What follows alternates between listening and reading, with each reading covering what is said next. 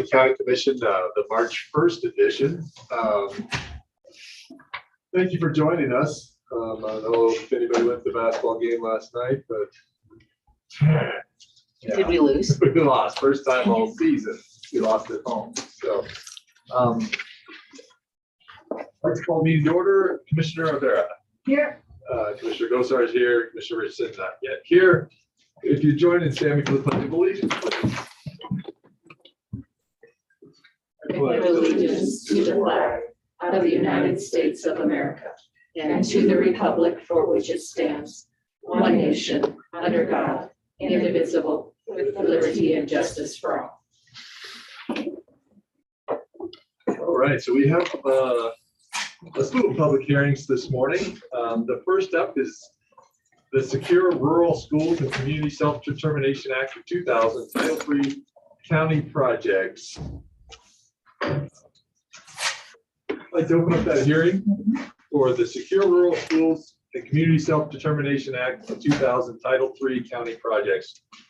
Chad, there you are. How are you? Some of these monies are traditionally allotted to the fire warden's office, and we're requesting that this year as well. In the past, we've used this for mitigation projects, and we may continue to do that. There's also a stipulation there where we can use it for fire suppression on federal lands, costs incurred there. And so that's what we'll utilize those funds for. Thank you, Chad. Anybody else like to speak on Secure Rural Schools and Community Self-Determination Act of 2000 Title III County Projects?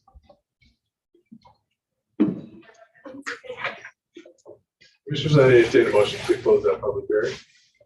I move that we close the public hearing on the Secure Rural Schools and Community Self-Determination Act of 2000. Second. Moved and seconded. Any further discussion? Hearing and seeing none, all those in favor signify by saying aye, please. Aye. Aye. Aye. All opposed, same sign. That motion carries. I'd like to open up the Mecca Conditional Use Application CU-01-22 public hearing. Would anybody like to comment in the room first here on the Mecca Conditional Use Application CU-01-22? Okay, how about online? Anybody like to make a comment?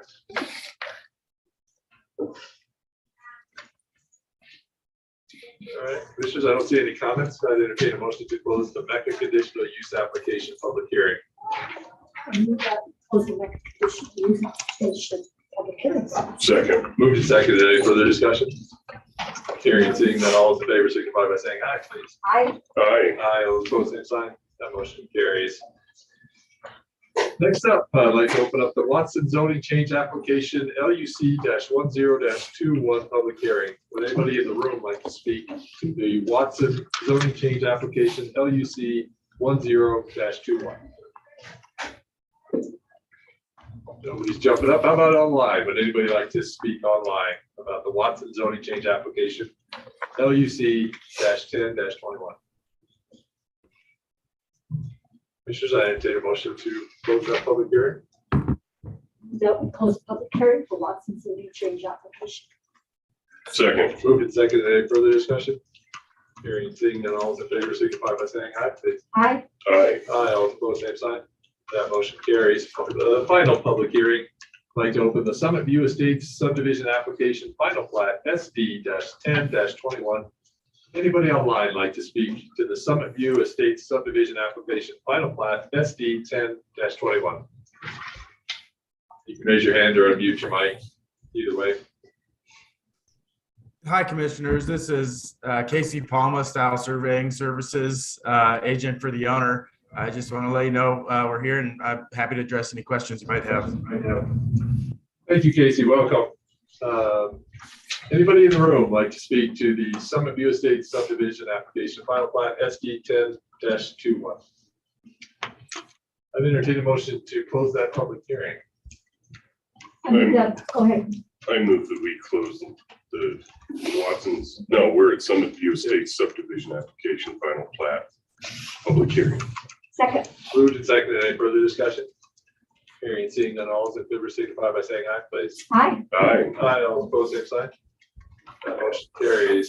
Item 4, comments from the public. Are there any comments from the public in the fiscal room? Yeah, come on up. Thank you. Thanks, Brady. Good morning. Morning. Just have real quick comments. In your last meeting, you had agreed for premium pay for the soup kitchen. And after doing some final review of that, it turns out that what we will be paying them will be less than what they initially requested for. They initially requested $7,943.26, and their final amount that we will be paying is $7,847.51. It's a difference of about $100. So just wanted to make you all aware of that. Thank you, Brady. Appreciate it. Any other public comments? How about online? Does anybody have? Oh, Roy, why don't you take the floor, please? Good morning, Roy. Good morning, Mr. Chairman and Commissioners. For the record, my name is Roy Torres. I live at 272 Gilmore Gulch. I live in the county, not the city. Where the deer and the antelope and the children still play. I'm here as a member of the public, but I'm also an Albany County employee here at the courthouse. I don't know if that's going to happen, but you all know my feelings about wearing a mask. I drowned when I was a young man. I had to be brought back to life by a good friend that knew how to administer CPR. So anything that impedes my oxygen is bothersome for me, both physically and mentally. I'm not the only person that has this problem. People have problems with it. I know a lot of people don't have a problem with them, but there's a lot of people out there that possibly have a problem. So if I get kind of jumpy, that's because I'm wearing this mask. But I've worked here for the past 9 years, and I've worked throughout this pandemic, except for when I myself had COVID and stayed home for the required quarantine period set by the state. Last Friday, we had 2 second-grade classes from a local elementary school that were at the courthouse for a field trip to the district court. I knew this was going to happen. I know some of the kids in the class. Kids were lined up outside the building, 2 by 2, shivering and cold, -10-degree wind chill. I recognized some of them as I had fruit swimming in Little League Baseball. I knew of the scheduled field trip, and I asked the teachers why they were still outside. They said it was because of the sign requiring masks to enter the building. They said they had not had to wear masks for quite a while in their school, and nobody had one to wear. They didn't think any buildings in the city still required masks. I let them in the building because over half, maybe 70% of the people that come in this building are not wearing masks. The children have read a book about a jury trial and had a grand time touring the courtroom and having the opportunity to meet Judge Cricken. Judge Cricken and Kayla fielded many good questions and some funny ones. And after that was over, we all went outside and changed the flags on our flagpole. They learned a lot about flags, including how to hold one. I also have concerns about us relying completely on CDC guidelines. The CDC started the pandemic saying the public didn't need to wear masks. Then they said everyone should wear a mask. And just a couple months ago, they said that cloth and paper masks do not offer any protection from COVID. Only an N95 mask will work. But don't stop wearing your cloth or paper mask. The CDC has a tool on their website that tells you how high the transmission rate is in your county. Last Friday, they listed Albany County as Wyoming as high transmission rate. Today, the transmission rate is low. What happened? Remove the goalposts once again. How does one go from high to low and not even be a medium for one day? It's no wonder people question their guidelines. Every person should. In my opinion, the CDC has been full of misinformation throughout this pandemic, and it's starting to remind me of Baghdad Bob. My hope is that this commission will start a discussion about lifting the mask mandate at this building. And in the future, if we ever get to a point of real high transmission, that we rely on information from local sources as well. We're not New York City, we're not Los Angeles, and we are not the southern border. I think local hospitals, local doctors and nurses, and local health officials local health officials would be just as good a source as the CDC. Thank you for hearing. Thanks, Robert.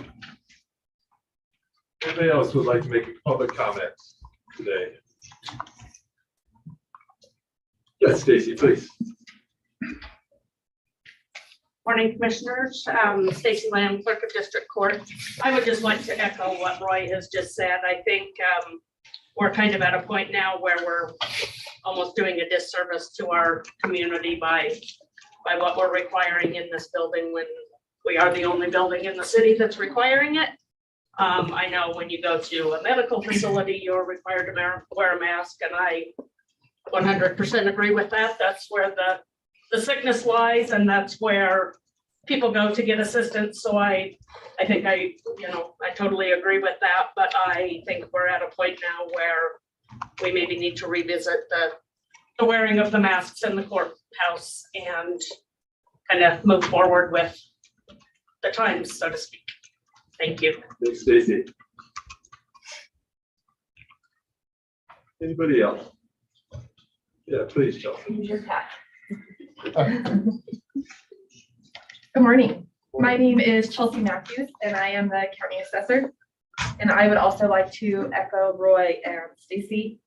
I find people standing outside all the time. They are not aware that we're still requiring a mask mandate. And as Stacy says, I feel like we're doing a disservice to the public because when they're leaving to go get a mask and then they're coming back. We have people stop at our office all the time asking if we have one. We don't. We used to be supplied with them to hand out to the public, but we don't have them anymore. My office, we don't wear them during the day.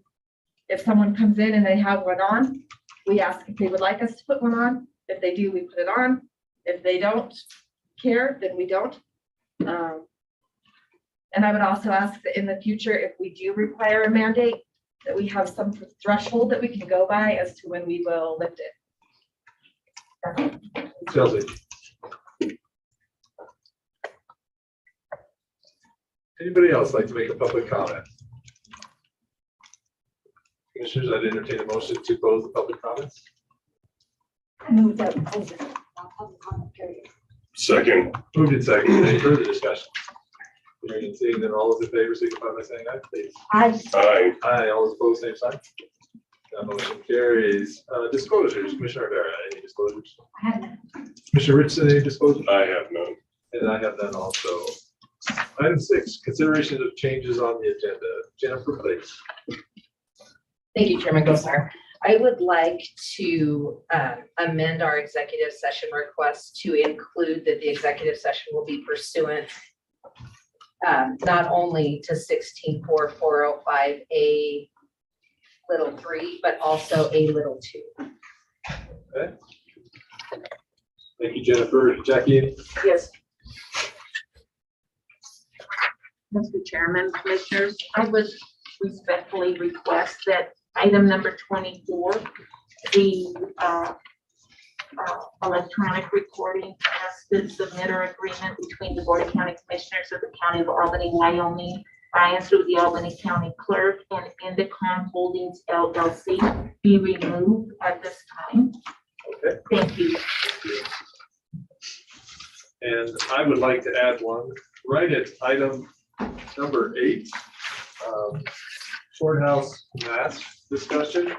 Dr. Elias has joined us on the thing, and when we get to, I guess we'll go, we'll make 8 right now, 8B, and then we'll make courthouse mask 8A. Any other changes to the agenda? Thank you. Thank you guys for those. Item number 7, approval of the consent agenda. You can approve it all, pull parts out. What is your pleasure, Commissioner? Mr. Chairman, I move that we approve consent agenda as presented. Second. Moved and seconded. Any further discussion? Hearing and seeing none, all those in favor signify by saying aye, please. Aye. Aye. Aye, all those opposed, same sign. That motion carries. Item 8A, the mask mandate at the courthouse. Good morning, Dr. Elias. The floor is yours. Thank you. Thank you. Good morning, commissioners. As I'm sure you're aware, the cases of COVID recently spiked across the United States, as well as in Wyoming, and that was due to the Omicron variant, which was much more transmissible than previous variants, but was also less virulent. The cases in Wyoming and Albany County are dropping rapidly. If you look at the graphs, it came down almost as fast as it went up. Right now, we're close to where we were between the Delta and the Omicron variant, but we're not quite as low as we were last spring. And hospitalizations are down as well. The case rates continue to be important, letting us know how much infection there is in our community. But we need to focus now more on the severity of the pandemic through the number of hospitalizations. Since the severity of the disease was reduced with Omicron, the impact of the variant really needs to be based on tracking hospitalizations. And policies should also be based on number of hospitalizations. What we're working toward now is what we call a steady state and how we're going to prepare for the next surge. The CDC is changing as well. We're not going to be doing universal contact tracing. There's going to be more focus on high-risk areas. Masking guidance that came out this past week is more directed at protecting oneself and to empower individuals to take precautions based on community transmission, their own risk, their family risk. So kind of the bottom line is our numbers really no longer support a continued mask mandate at the county buildings. Questions for me? Thank you, Dr. Elias. Commissioners, any questions? All right, thank you so much. Dr. Elias, I really do appreciate it. Commissioners, your pleasure on that. Do we need to take action if we've just added it to the agenda? Yes. Okay. So let me entertain a motion with Mr. Chairman, mask mandate at the courthouse. I move that we remove the mask mandate for the public and for our employees at all county property. Second. Moved and seconded. Any further discussion? Hearing and seeing none, all those in favor signify by saying aye, please. Aye. Aye. Aye. All opposed, same sign. Motion carries. Thank you, Dr. Elias. I appreciate it. I would, however, caution there was a comment about disregarding CDC information. It's a very dangerous world to live in. There are no epidemiologists, virologists, immunologists, all of those ologists locally. And although I do have great regard for all of our local healthcare providers, they do not have the background that the CDC has. I think that I would take offense if somebody came to the downtown clinic from the CDC and said, this is how you run your annual appeal. And I think that's also when we start disregarding expert opinion. You find yourself in a tough spot. Today, I looked up, we have 949,000 Americans dead of COVID-19. There is no information that says that it'll go away, that another variant won't appear. I would love to work with Dr. Elias to figure out a metrics so that if we get to this spot again, hopefully that we'll know when to put it on and when to take it off. But I appreciate your comments on it. But I do believe many in the healthcare industry are operating in the best interest. And when you think that 1 in every 380 people in America died from COVID, that's a real impact on our communities. So we didn't take putting the mask on lightly, and we don't take it off lightly. It's an important thing to make decisions based on science. So thank you so much, Dr. Elias. I appreciate it. Mr. Chairman, I wonder if I could make a comment. Sure, you bet. My view of the handling of COVID is in the initial phase of COVID, since we didn't know what it was or how it was going to affect us, it made sense to sort of do the draconian things that we did.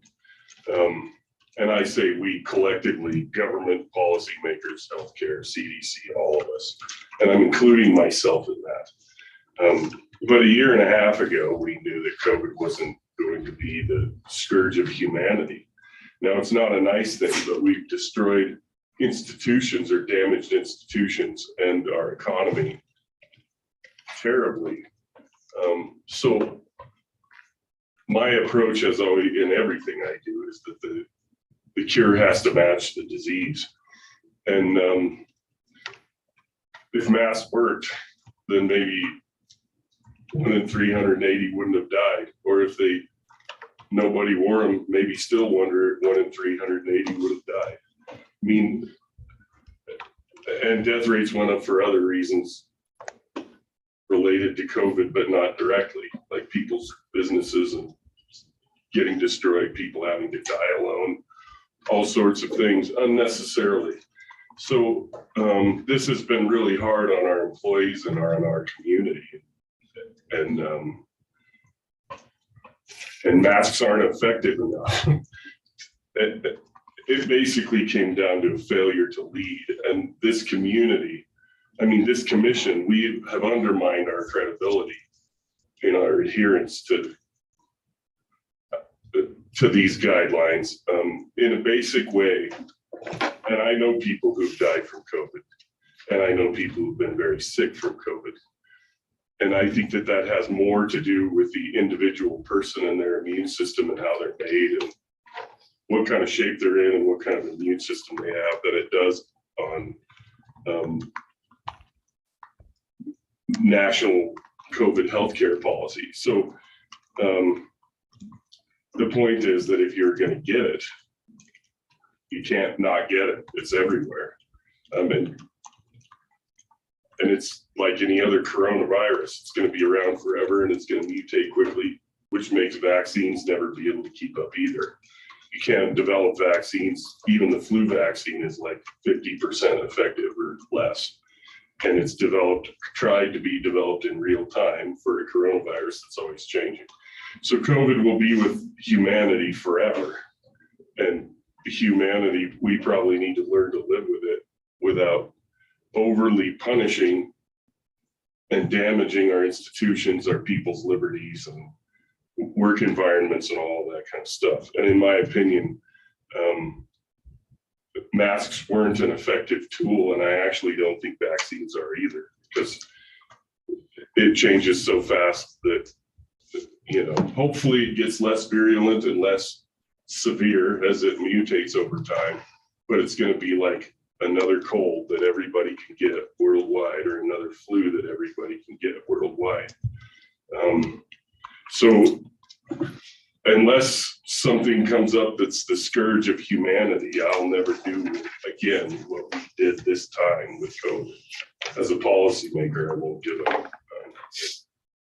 And if I can see that the reaction was an overreaction with my little training, just or none, you know, there's a huge gap between the measures taken, a huge gap, and the measures needed, because people trained and untrained can see the space, you know, that it was too much. If that gap was narrower, it would be harder to see. But it doesn't require a trained person to realize that what was done was too much. And then it harms the credibility of the CDC and of public health officials and of policymakers. It's kind of like the boy who cried wolf. If you're going to ask people to do something, it has to count for something, and it has to be understandable. And COVID has been a debacle from 4 months in. It started to be a debacle. The first 4 months might have been, we were figuring it out. And then after that, it turned into a big giant mess. So I just won't ever do anything like this again unless the science supports it. And science is never settled. It's not supposed to be. Anyone who says science is settled doesn't understand science.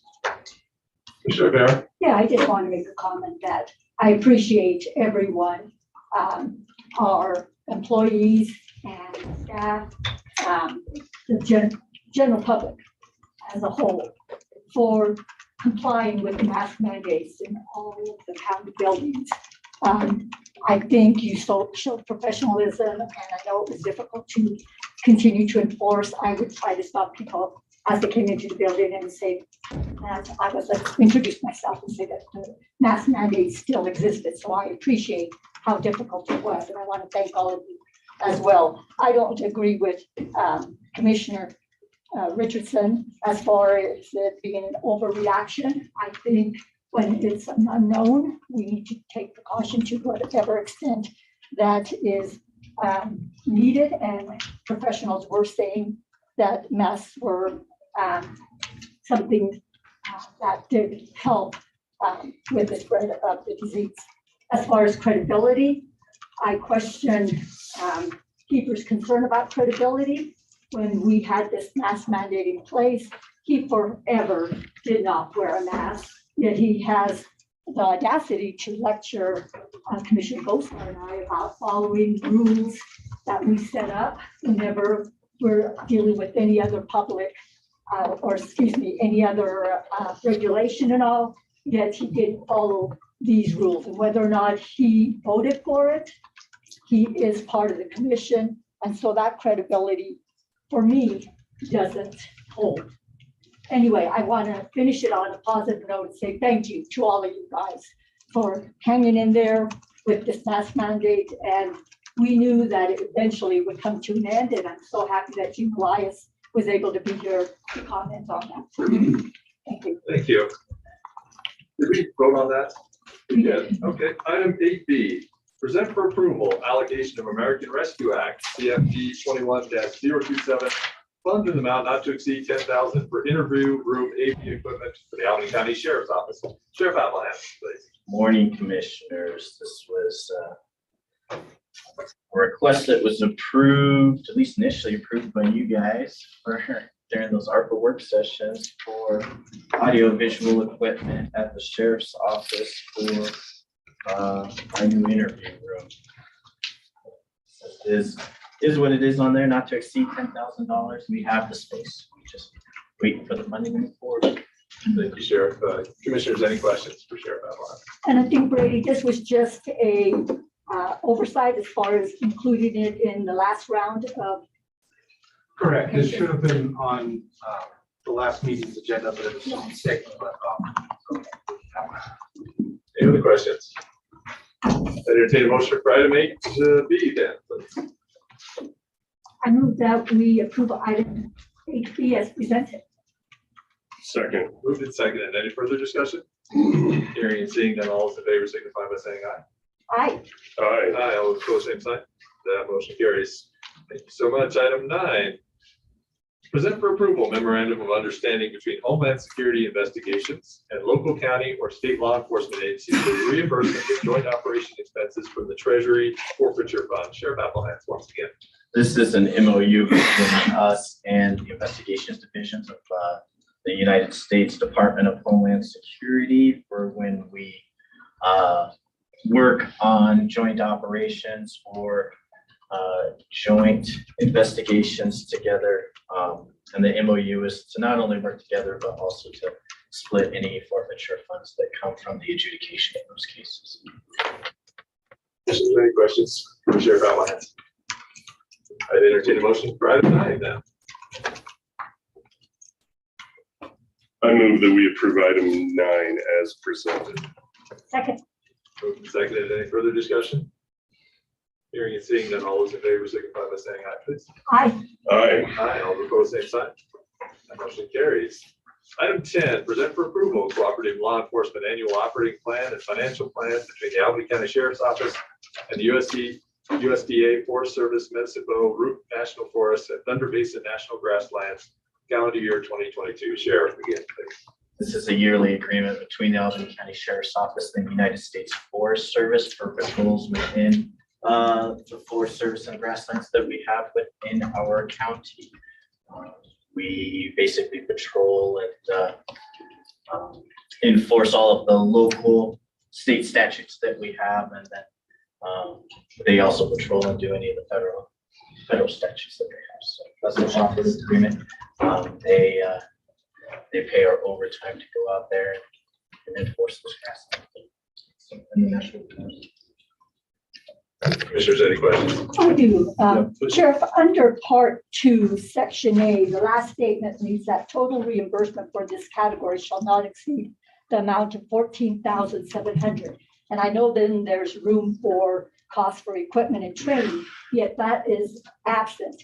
So then in Part 6, Section B, the patrol activities equals $19,600. Can you explain that to me a little? So over the last couple years, we haven't expended the entire amount on there. So they roll that over from year to year. So basically what it said in that agreement is the rollover that's come over is subtracted from the 19.7, which comes out to 14,700. And so essentially that's what they said that we can expend for this new year. And then they have the rollover amount that we still need to spend.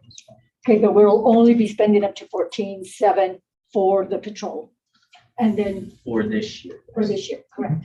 And so that additional could possibly roll over since you did not have equipment and training on that. Right. Okay. Commissioners, any questions? Entertain a motion for item 10 then, please. I move that we approve item 10 as presented. Second. Moved and seconded. Any further discussion? Hearing and seeing none, all those in favor signify by saying aye, please. Aye. Aye. Aye, all those opposed, same sign. Motion carries. Thanks, Sheriff. Appreciate it. Item 11, present for approval, request for proposals for a mobile generator / light tower for EMA to be purchased with SHSP grant funds, and direct the clerk to advertise. Jennifer or Chad? Just quickly, this grant is started with the previous emergency management coordinator. This generator, I'm speaking on behalf of it because it's probably primarily going to be used by my office. We use a generator with a light for remote fire camps. Traditionally, in the past, we've either rented one or we're able to rely on the state Homeland Security to bring theirs over. That has intermittent availability. So this is going to greatly improve our capabilities. Thank you, Chad. Commissioners, any questions? Entertain a motion for item 11 then, please. I move that we approve the request for proposal for a mobile generator and light tower for EMA to be purchased with SHSP grant funds and direct clerk to advertise. Second. Moved and seconded. Any further discussion? Hearing and seeing none, all in favor signify by saying aye, please. Aye. Aye. Aye, all those opposed, same sign. That motion carries. Item 12, present for approval. Thank you, Chad. Application to the Wyoming Office of Homeland Security for reallocation of 2017 State Homeland Grant Program for the purpose of securing additional funds. Again, commissioners, a couple of the items on this are radios for the my volunteers in the ongoing quest for upgrading and maintaining our communications. We're able to secure a couple of radios for our guys. Sure, any questions? Entertain a motion for 12. We're moving right along. I move that we approve item 12 as presented. Second. Moved and seconded. Any further discussion? Hearing and seeing none, all those in favor signify by saying aye, please. Aye. Aye. Aye, all those opposed, same sign. That motion carries. Item 13, present for approval, the Wyoming Division of Victim Services Grant application for SFY 2023 and 2024 in the amount of $842,698.18 for the purpose of providing services to the victims of crime in Albany County. Good morning. Good morning, commissioners. I'll hope to keep it moving along for you. So my name is Fawn Johnson. I'm the program coordinator for the Albany County Prosecuting Attorney's Office Victim Witness Program. The Victim Witness Program serves all victims of crime in Albany County, including victims of municipal cases, circuit court misdemeanor cases, and felony offenses. Our mission is to provide victims with an understanding of the criminal justice system and their rights as afforded by the Wyoming Victim Bill of Rights. First and foremost, all victims of crime in our state have the right to be treated with compassion, respect, and sensitivity. As you may have noticed on the fact sheet included with your packets, we collect survey data and feedback from victims who have gone through our program. Over the past 2 years, 100% of survey respondents, regardless of their ratings in other areas of the survey, responded that they felt heard by our program staff. This is important to us as we feel it directly relates to those fundamental rights that all victims of crime have within the criminal justice system to be treated with fairness, compassion, sensitivity, and respect. Ultimately, our program ensures that victims have a voice during the review or prosecution of a case, regardless of the outcome. This program employs 3 full-time victim witness advocates, 1 part-time victim witness advocate, and it partially funds a special victims unit prosecutor position who handles the most complex cases our office sees. Last year, the program served over 1,000 unduplicated new victims and witnesses in our community, and we also provided over 4,500 unduplicated services to those victims and witnesses. Our office reviewed 131 sexual assault, domestic violence, stalking, strangulation, and human trafficking cases through our special victims unit, and that figure represents a 23% increase in those types of crimes over last year's numbers. Of note, this funding cycle is that Wyoming's Division of Victim Services has experienced its 3rd consecutive federal funding cut in as many years. The state received its largest cut to date, approximately 19%. And this cut will need to be passed down to individual programs like ours.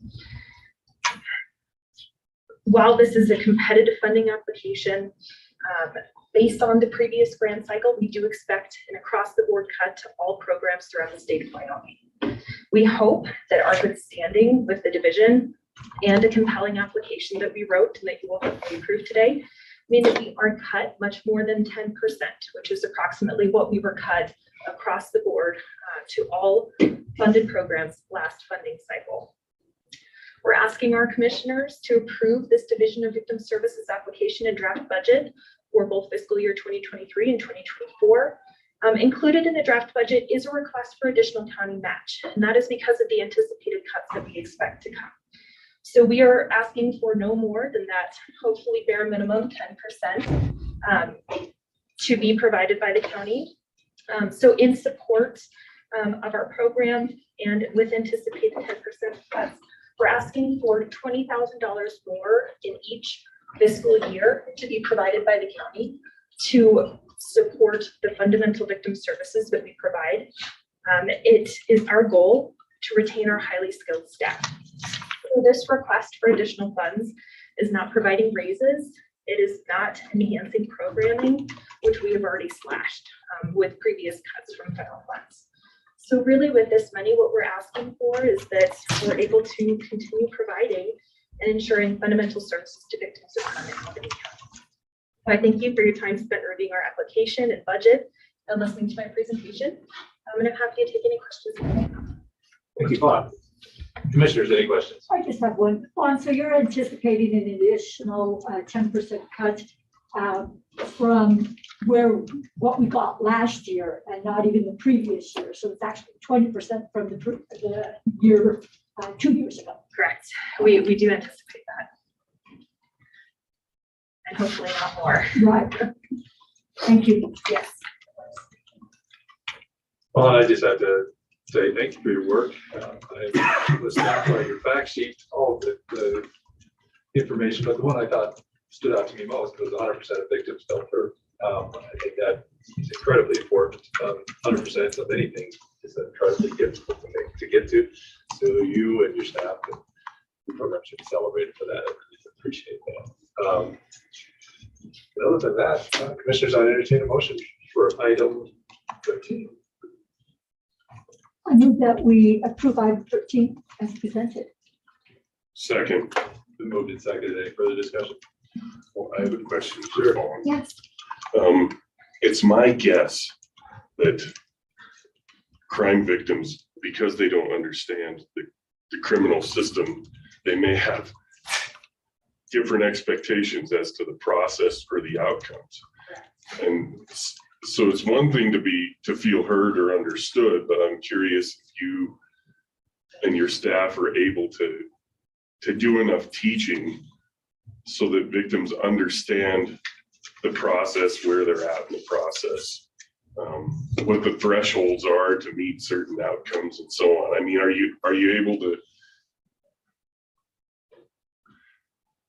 I suppose the final takeaway would be, do victims understand, you know, if something doesn't go the way they want it to in the system, or that they don't, the outcome that they would prefer to see doesn't happen? Are they able to understand that?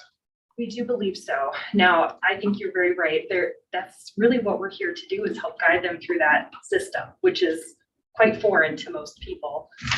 So, you know, it's challenging. I don't want to give you anecdotal information, but per our survey, so that same survey that we get that 100% response that people feel heard, 95% of survey respondents feel that they better understand their rights as victims.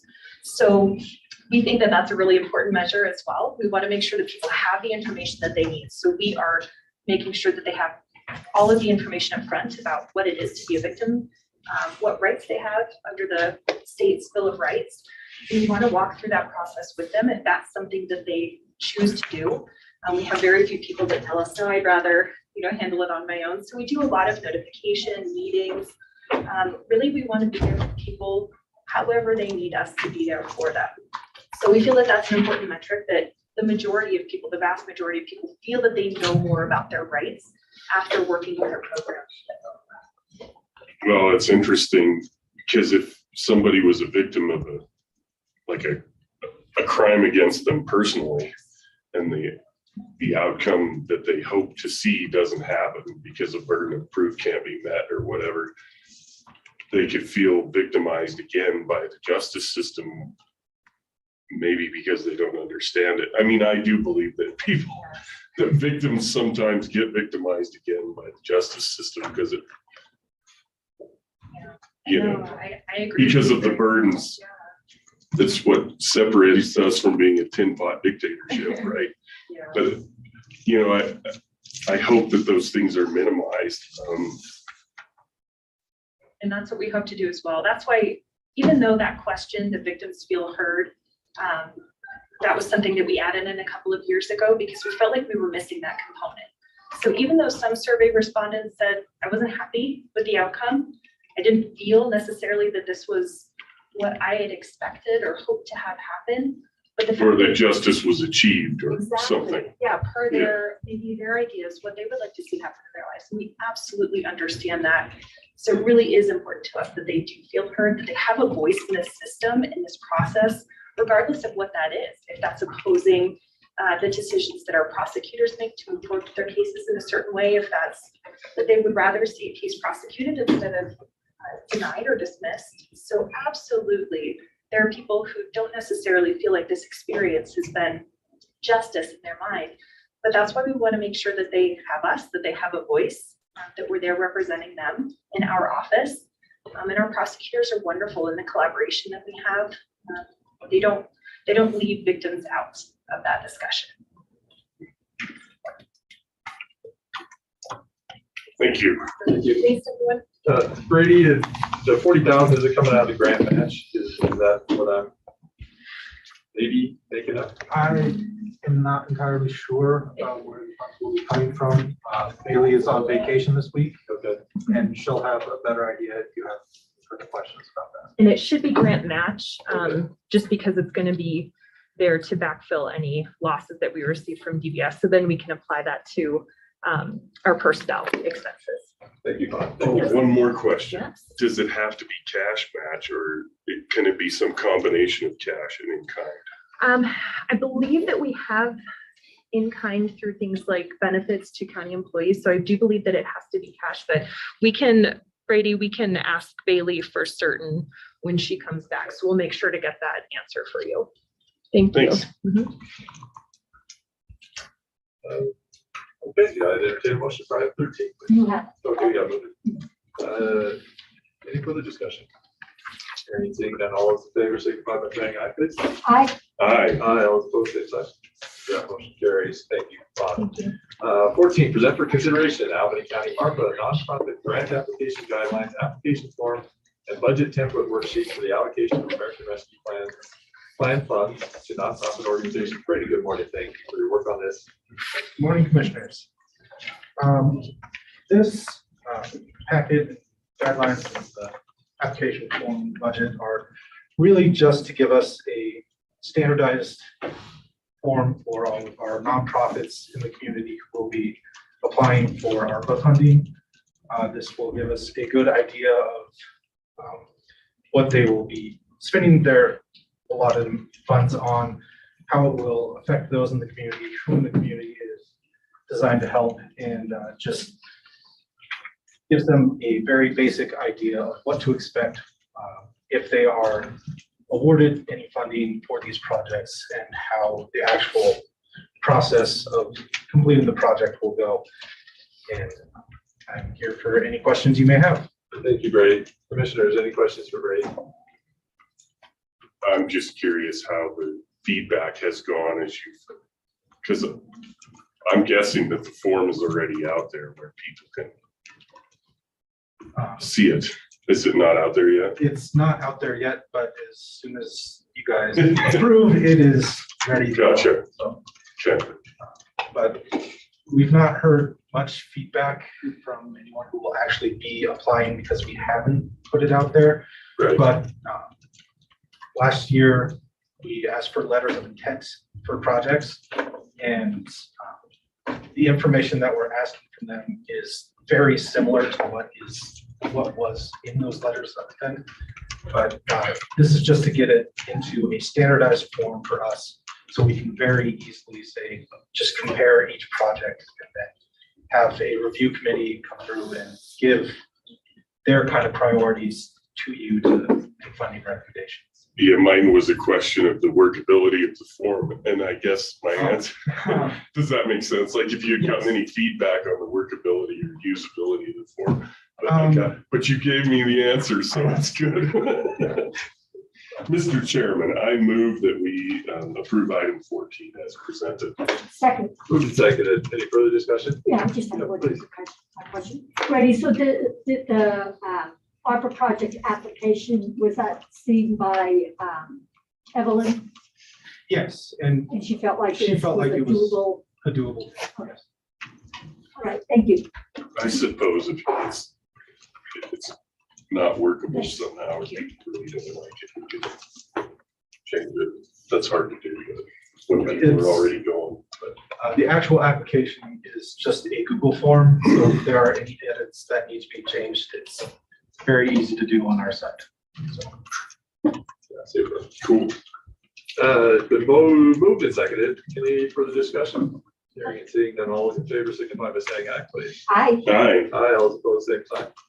That motion carries. Thank you, Brady. Thanks for the work. Item 15, present for consideration the Mecca conditional use application CU-01-22. Joe, good morning. How are you? Morning, Commissioners. All right, the applicant is Becca Daycare located at 4935 Valley View Drive. The request is for a conditional use to run a daycare in the home. Current zoning is small lot residential and current use is residential with a house already on the property. We did receive reviews. There were no concerns. The applicable sections of the Albany County zoning resolution is Chapter 5, Section 5, and Chapter 5, Section 7. Findings necessary for approval pursuant to Chapter 5, Section 5 of the Albany County zoning resolution. The applicant has provided the required notice by posted sign publication and certified mailing. And pursuant to the Albany County zoning resolution, Chapter 5, Section 7.5, the Board of County Commissioners must make the following findings: that the applicant has provided such site plans and or surveyed maps as required, that the proposed conditional use shall not harm the public health, safety, and welfare of the community, that adequate public services are available for the proposed conditional use without creating an undue financial burden on the county, and that the applicant has adequately addressed the potential impacts. Staff analysis, the applicant has provided a complete application and has addressed the potential impacts this use may cause. This is in the Aquifer Protection Overlay Zone, but the buildings are existing and no changes are expected. Findings of fact, the findings necessary for approval and applicant responses referenced in this report are adopted as findings reflecting that the applicant has adequately addressed the specific impacts and the same are incorporated herein. Conclusions of law, the applicant is proceeding in accordance with and is in compliance with the requirements of the Albany County zoning resolution. The staff recommendation is to approve the mega conditional use CU 0122, adopting and incorporating staff analysis, findings of fact, and conclusions of law as are stated in the staff report. And the planning and zoning recommendation was unanimously voted to recommend approval of the mega conditional use application CU 0122, adopting and incorporating the staff analysis, findings of fact, and conclusions of law as each are stated in the staff report. Thank you, Joe. Commissioners, any questions? I entertain a motion for 15 then. I move that we approve item 15 as presented. Second. Moved and seconded. Any further discussion? Joe, just one quick question on, there was a letter, and thank you for going out and meeting the gentleman, Mr. Rodine, talking about traffic, parking, general nuisance, economic impact, wastewater systems. Those were all considered, I'm guessing, by the planning and zoning commission. Those. Yes, yes, they were. Okay, super. Mr. Chairman, Yeah. based upon incorporating. Yeah. Yes. Did we, Moved and seconded. yes. Change the So motion. how about can I amend my motion, Mr. Chair? Sure, please. So I guess it'll be up to the second. But Right. I would like to amend my motion to incorporate the findings, fact, and conclusions of law. Thank you, Jackie. Second agreed. Okay, moved and seconded. Any further discussion? Hearing and seeing none, all those in favor signify by saying aye, please. Aye. Aye. Aye, all opposed, same sign. Motion carries. Item 16, present for consideration the Watson zoning change application, LUC-10-21. Joe, again, please. Yes, the applicant here is Jason Watson, located at 16 Artesian Lane. The request is change zoning from rural residential to commercial. Current use is there's a drilling company on the property. We had received some reviews. Don't believe there were any concerns. YDOT had no concerns currently, but would have comments in the future if access to US 30 is changed. The applicable sections of the Albany County zoning resolution are Chapter 3, Section 5, and Chapter 5, Section 5. Findings necessary for approval. Pursuant to the Albany County zoning resolution, Chapter 3, Section 5F, the Board of County Commissioners must make the following findings. The applicant has provided the required site plan and/or survey, and the applicant has adequately addressed the following impacts. Pursuant to Chapter 5, Section 5 of the Albany County zoning resolution, the applicant has provided the required notice by posted sign, publication, and certified mailing. Staff analysis, the applicant has addressed the potential impacts the zone change may cause and has provided a complete application. This property is currently zoned rural residential, and a change to commercial should not have any effect on the surrounding properties as it has existed for years. The applicant is currently going through the boundary line adjustment process and now would like to make the whole parcel commercial instead of it being half commercial, half rural residential. Findings of fact, the findings necessary for approval and applicant responses referenced in this report are adopted as findings of fact, or as findings reflecting that the applicant has adequately addressed the specified impacts and the same are incorporated herein. Conclusions of law, the applicant is proceeding in accordance with and is in compliance with the requirements of the Albany County zoning resolution. Staff recommendation was to approve the Watson land use change application, LUC 1021, adopting and incorporating the staff analysis, findings of fact, and conclusions of law as each are stated in the staff report. The Planning and Zoning Commission recommendation was unanimously voted to recommend approval of the Watson land use change application, LUC 1021, adopting and incorporating the staff analysis, findings of fact, and conclusions of law as each are stated in the staff report. Commissioners, any questions for Joe? I entertain a motion for item 16 then. I move that we approve the Watson land use change application, adopted and incorporated the staff analysis, findings of fact, and conclusions of law as each are stated in this report. Staff report. Second. Moved and seconded. Any further discussion? Hearing and seeing none, all those in favor signify by saying aye. Aye. Aye. Aye, all opposed, same sign, please. Motion carries.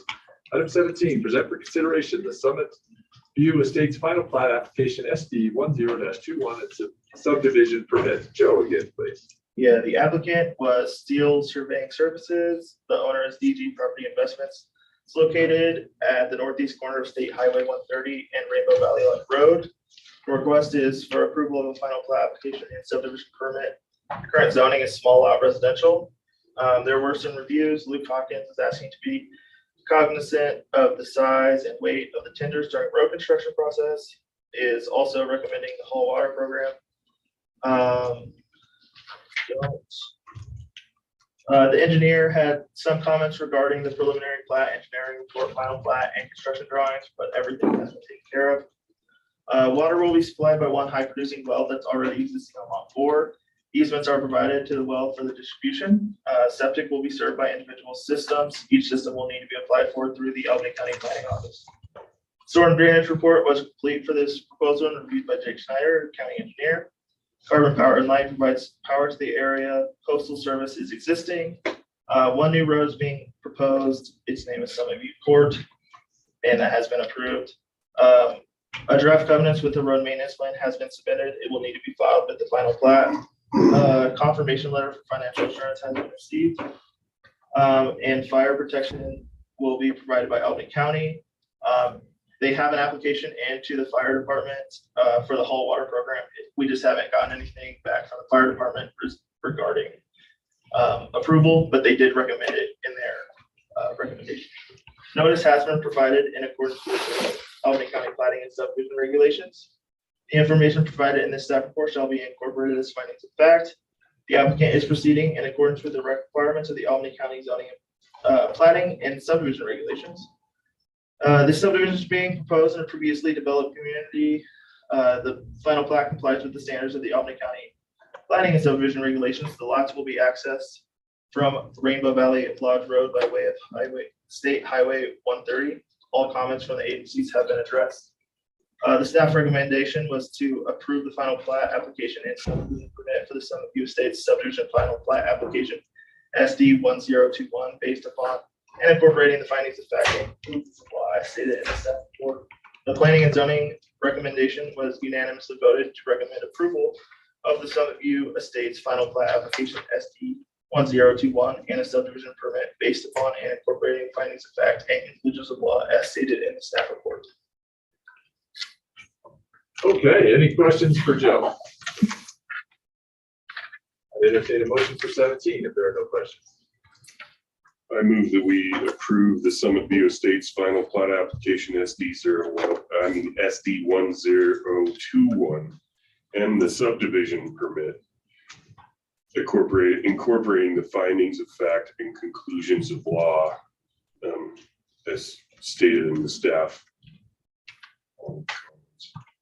Second. Moved and seconded. Any further discussion? Hearing, seeing none, all those in favor signify by saying aye, please. Aye. Aye. Aye, all opposed, same sign.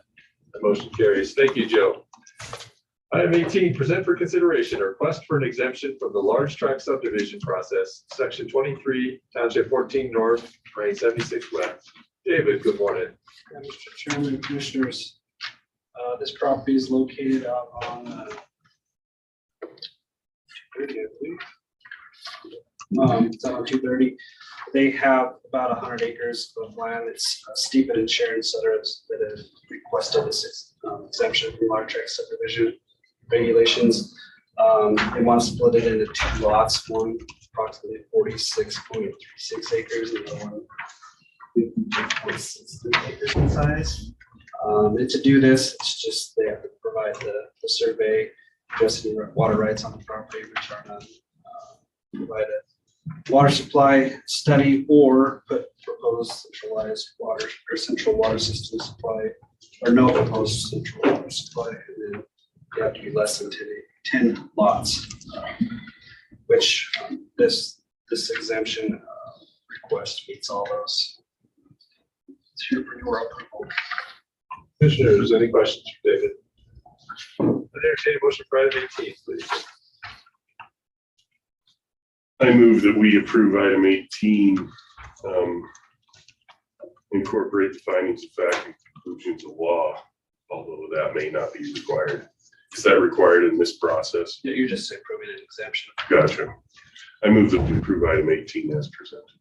Second. Moved and seconded. Any further discussion? Seeing none, all those in favor signify by saying aye, please. Aye. Aye. Aye, all opposed, same sign. Motion carries. Item 19, present for consideration a request for an exemption from large tract subdivision process. Hamburger, section 34, township 17 north, range 73 west, David. Okay, Mr. Chairman, Commissioner, so this one might look a little familiar because it should. There, when they described the property originally, it was outside of an existing easement, and the title company wanted them to include the easement. And so they just included that easement in this request. And so previously approved it. It's just adding, I think, 25 or 30 feet at the bottom of it. So asking for that exemption on this property. So I'm not sure if we actually need to come back to you to do this, but just to make sure we want to go through the process, make sure it's right. So. Okay, thank you. Commissioners, any questions? I entertain a motion for 19. I move that we approve item number 19 as presented. Second. Seconded. Any further discussion? Hearing, seeing none, all those in favor, signify by saying aye, please. Aye. Aye. All opposed, same sign. That motion carries. Thank you, David. 20, present for approval, quote from CDW-G for the purchase of a large format plotter and scanner and a 3-year service warranty through the Wyoming NASPO agreement in an amount not to exceed $23,374.28 to be paid from 1% unfunded funds. Chelsea, good morning. Good morning, Commission. I'm not Adam, but I'm gonna put on my IT hat, so wish me well. So currently my office has a very large plotter and scanner that we use to print large scale maps. We scan in new plats and give those over to the clerk's office so that they can then load them into DocPro. We also use the plotter to scan or to make copies of plats for the public. And it is on its last leg. I believe it has been in our office since before I started, which was 13 years ago. We've had Luan come in and service it multiple times. It's really, there's nothing we can do. The parts are so old, there's no parts for it. Every time we have to make a copy, we literally have to take the paper out, reload it, and get it to go into, I don't know, it's a whole process, but it's a pain. So we got together with Jackie's office, my office, and Adam to try and find a new plotter. And we came up with this, what is it called? It's the DesignJet HP Pro 2. It is quite spendy, but this is the best deal that we could find. And the amount that we're asking for, the $23,374.28, includes the machine itself, and it's a buyout option. We wouldn't be leasing it, and a 3-year warranty. I do believe this will last us a very long time, hopefully. And we are asking for it to come out of the 1%, since it's multiple departments and a very large purchase. And Chelsea, no amount of kicking the old machine will bring it back to life. You know, I can only turn it off and turn it back on so many times. Every time we shut it off, I'm like praying that it'll turn back on. But And Chelsea, you also said you looked for the cheapest options. Not so cheap that it doesn't fit what you need. Right. You're getting what you need and not going to have to update again in a year. Exactly. And that's kind of why we met with Jackie's office too, because, you know, they don't necessarily come in and run the machine. A lot of the stuff that we do is for the real estate department. And so we wanted to make sure that we were meeting everyone's needs. Thank you. And just to add to that, Commissioner Rivera, I believe in talking to Adam that the existing machine out of Chelsea's office is going to go to the EOC to replace their plotter, which is even older and more problematic. So it will be repurposed. They don't use it as often, but it will be passed down so that whatever continued life is left in this one will go to the EOC to replace that one that's even older. Till it's truly dead. And honestly, what the EOC will use it for more than likely is to print maps, and it does that okay.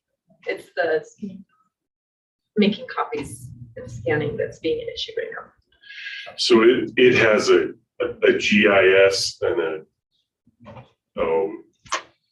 as it relates to fire service and all of the things that, you know, when you have an emergency, it can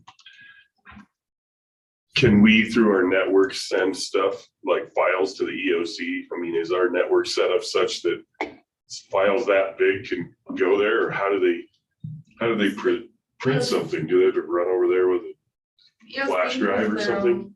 Computers, so I'm sure it works with ArcMap or Esri. Sure. So you just, So our Esri software, if we generate some image here, they can go inside the network and they can spit it out over there. I don't know about if we can generate it here and then print it out at the EOC. It does have a flash drive though, so if you were to generate it here. When I have big files that I have to send, I put them in OneDrive and send a link. So that people can, then you don't have to send it, and then you can get on it from whatever computer you're on, and then they can download. So I would guess if it's possible through the Esri system, something like that would also be available. Yeah, they are very large. That's cool. Sometimes cheap, my other comment goes with Sue's, sometimes cheap gets expensive, you know? If it's not the right thing, then we throw away $23,000 when maybe we could spend 26 and have the right thing. Does that make sense? So as long as, you know. Yeah, Adam did his research, he really did. And he spoke with multiple companies to see who would give us the best price, and this CDW. And I think when Chelsea said that was based off of Adam's research and using that NASPO agreement, which is the nationally negotiated rate.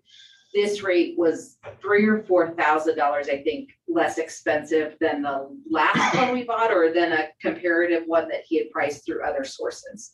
So I think it was the cheapest rate available for the same printer rather than cheap quality. But we identified the machine, the technology first, and then found it, as opposed to picking a price and then trying to make a machine fit in it. I tried to pick the price. I was like, let's say 10,000. And then Adam came back and was like, no, you're going to have to double that at least. So I tried that route and it didn't go well. And usually when we have IT involved, we give them specs and they come back with price rather than vice versa. Or sometimes we say, oh, it should be about this. And they're like, oh, try it. Get real. Right. Again. Any other questions for Chelsea? I'd entertain a motion for 20 then. I move that we approve item 20 as presented. Second. Moved and seconded. Any further discussion? Hearing and seeing none, all those in favor signify by saying aye, please. Aye. Aye. Aye, all those opposed, same sign. That motion carries. Item 21, present for approval, First Amendment to the agreement between the Board of Commissioners of the County of Albany, Wyoming, and Greater Wyoming Big Brothers Big Sisters for juvenile prevention and diversion services for the purpose of removing the participation fee provision. Jennifer Kirk. Thank you, Commissioners. This fee is fairly nominal. It's between $50 and $75. It does not generate a lot of money. They have discretion if the family can afford the fee. We don't want to keep the kids out of diversion, so it's often waived in many situations. When I first got here, the big issue with Big Brothers Big Sisters is they're not really set up to take in money and properly process it through and then provide us with a check. And second, the money doesn't even go to Big Brothers Big Sisters. It goes to fund ankle monitors that are used by DFS. I've spoken with DFS, and what had happened was we got a grant for these ankle monitors a long time ago, and the grant went away. And so this money was being used to pay for them. So the ankle monitors aren't being used for diversion. They're being used by the Department of Family Services. I spoke with Katrina and Bree, and we're just going to look for a different funding source for those ankle monitors. I don't think it's appropriate to be charging kids going into youthful diversion to pay for ankle monitors for a state agency. So we're just going to look around for different funding sources. So you're aware there is money in that pot, and we're going to use that to keep paying for them until we find something else. And if we can't, they'll simply, DFS will have to come up with a different system. But for Steve and Brooke, I know it is a real headache processing this money. And then we, of course, don't want to keep kids out of youth diversion for the $50 fee. And what was the percentage, would you say, of families who couldn't afford this?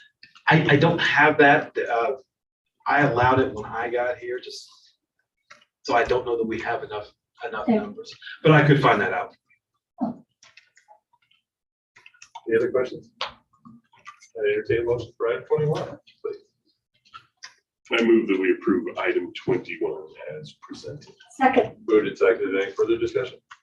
Hearing and seeing none, all those in favor signify by saying aye. Aye. Aye. Aye, all those opposed, same sign. That motion carries. Thank you, Kurt.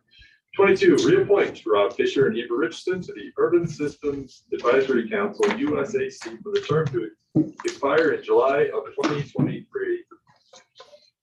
Sue, don't be jumping at it. No, I'm not.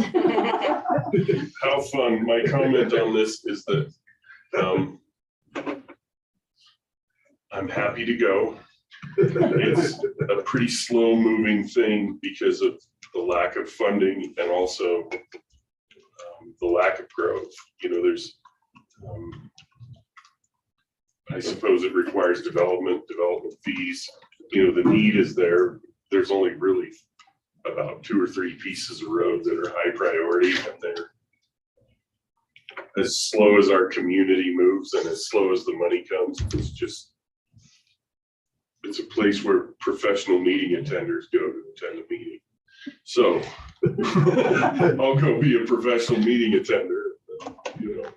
But if anything breaks loose, I'll keep the board informed. With that, Sue, does that change your mind? Oh, yeah, that was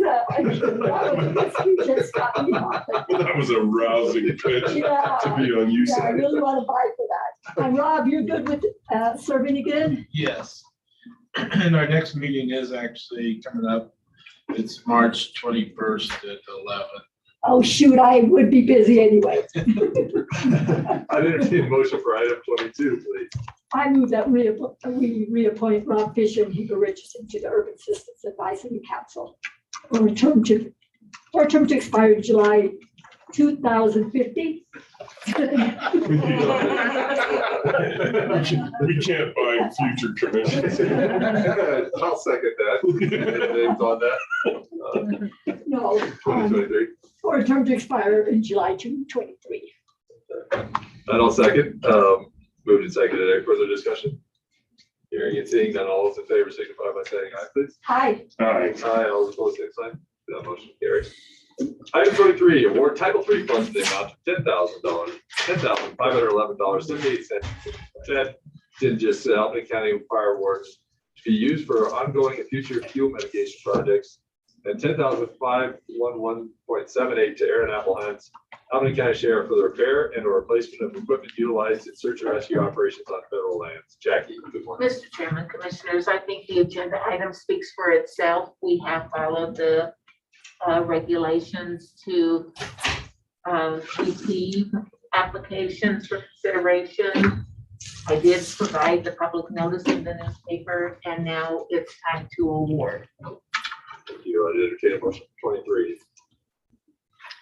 I move that we approve item 23, awarding the Title III funds in the amounts described as presented. Second. Moved and seconded. Any further discussion? Hearing and seeing none, all those in favor signify by saying aye, please. Aye. Aye. Aye, all opposed, same sign. That motion carries. Mr. Chairman. Yes. This reminds me, because search and rescue is in here, and I wanted to catch Sheriff Applehans before he leaves. Did you all see the letter that I forwarded from a guy in Sand Creek Park? And I'm hoping that the deputy got the letter. And if I had it, it would be something that I would want to, read. Anyway, you guys went into the edge of Laramie County and took care of somebody who needed it, and it was cool. Yeah, we were a little closer than Laramie.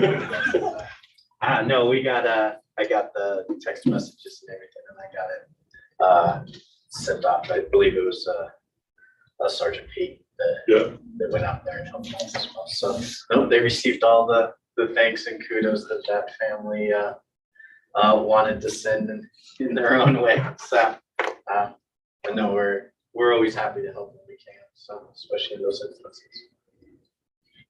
Job well done, Sheriff. Thank you. Item 24 has been removed.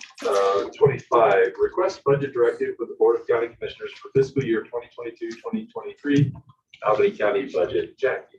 Mr. Chairman, Commissioners, as we start the 2022-2023 Albany County budget process, I'm asking for any directive that you would like to give so that I can relay that information to the department heads and elected officials. Commissioners, let's start with you, Commissioner Rivera. We have done in the past, in my 2 budget cycles, we have just asked for a flat budget from departments, with the exception of any requests above and beyond that have some narration involved in them. And then we work from there, depending on what our budget looks like. We're adding or subtracting or keeping that. So that has been the history, but it doesn't have to be. And prior to being here, is that Commissioner was proposing? Yeah, years ago, I would say that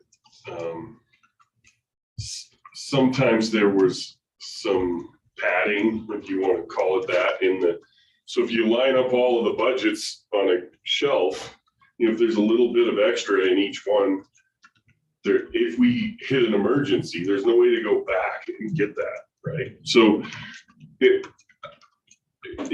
took some trust from our department heads and elected officials to know that if they ask for what they need and no more, and the rest stays with the commissioners, then if somebody comes in with their hair on fire, we have that available. So lots of times in government, people, you know, they want to make sure their needs are taken care of because they don't know that they can come back, you know, if something happens. And so it's sort of a zero base, really lean budgeting, you know, strategy for elected officials and department heads. But I think that over time, the commissioners, we have been able to show that it's better to hold that money in one place rather than have it out in disparate individual budgets where we don't know how to find it or can't go get it. So it requires some teamwork and trust on the departments to not ask for,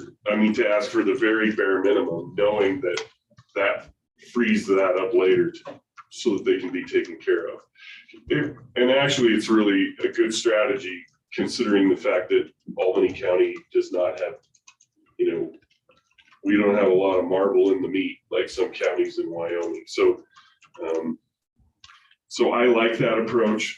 I hope that our departments, you know, that could be the directive from this commission and that our department heads and elected officials will continue to embrace that. It would be a real shame if somebody is not a team player and then, you know, you come in really needing something into the commission and we can't find the money because it's spread out through the department's budgets. And our budget is really that tight. Like we really need that. We don't have the luxury of, you know, so that would be my, that's a different way of saying exactly what Pete said, just with a little bit different commentary. No, I like that approach. I'd like to continue that. And I think there is the trust in the departments that they can come back to us and then we'll find additional funding. So I'm good with that approach. And the legislature, as it stands right now, is not giving us any more for direct aid that we were to receive in the last biennium. So they flattened our budget for direct aid, and maybe there'll be some other opportunities with the county road fund and all that stuff. But we'll see here in the next week. It'll be interesting. So. Yeah, there is a bill related to the county road fund, sort of free up there's the road fund and the road construction and maintenance fund, but it's to free up the restrictions, to loosen them so that it would be nice if they included fuel in that. Yeah, I pressed for it, but yeah. Fuel's gonna be a huge hit this year, I think. You know, it's interesting. That is an interesting point because, you know, when oil goes up to $100 a barrel, it means that the state's revenue woes are likely to, you know, we were in trouble, right? The state was and the local governments. And that's pretty much going to take care of that. So on the one hand, the governments, local governments, schools, the state benefits from higher oil and gas prices. but there's a gap between, when it's collected at the pump and when it can affect budgets. And so we have this problem that we're gonna have to buy really expensive fuel for a while. And actually, since we don't produce oil and gas in this county, it's mostly just punishment, unless we get more direct aid or some sort of fancy name for welfare from the state. And so, Rob, you had anticipated that. Did you not buy fuel earlier? You had. Well, we bought as much as we could get in the tanks Right. earlier. Unfortunately, probably about June, we'll have to put some more fuel in them. Yeah. maybe we need to price getting more tanks. Being able to store more I fuel. guess you could, and I don't know how to play the futures and all that stuff. So, I mean, those would be options, I guess, if you were wanting to buy so many gallons. Ahead of time if you could. I don't know the futures market that well, but And it doesn't have an indefinite shelf life. yeah. It's true.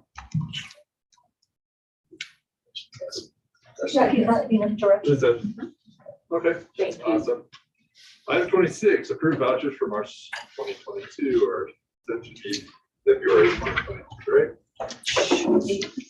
Yes, you are correct, Mr. Chairman. Should be, yes. All right, approve vouchers for February 2022. I entertain a motion. I move that we approve the vouchers for February 2022. Second. Moved and seconded. Any further discussion? Hearing and seeing none, all those in favor signify by saying aye, please. Aye. Aye. Aye, all opposed, same sign. That motion carries. Item 27, executive session pursuant to Wyoming State Statute 16-4-405, AIII and 16-4-405, AII. Would entertain a motion for that, please. Mr. Chairman, I move that we exit regular session and enter in executive session pursuant to Wyoming Statute 16-4-405-83 and Wyoming Statute 16-4-405-82. Second. Moved and seconded. Any further discussion? Hearing and seeing none, all those in favor signify by saying aye, please. Aye. Aye. Aye, all those opposed. That motion carries, leaving